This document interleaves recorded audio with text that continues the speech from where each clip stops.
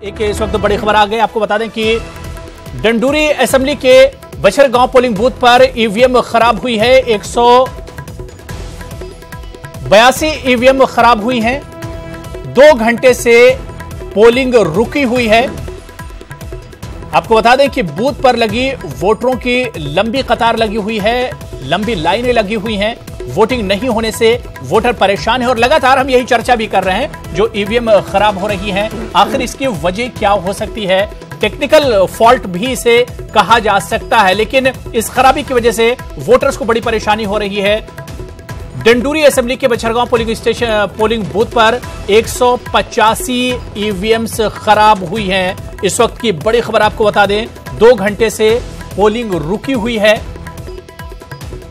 Polling booth पर वोटरों की लंबी लंबी कतारें लगी हुई हैं। तो लगातार आज जब से वोटिंग शुरू हुई है सुबह 8 बजे से लगातार किसी न किसी असेंबली हलके से ईवीएम्स के खराब होने की इस तरह की खबरें आ रही हैं और लगातार इस पर हम चर्चा भी कर रहे हैं।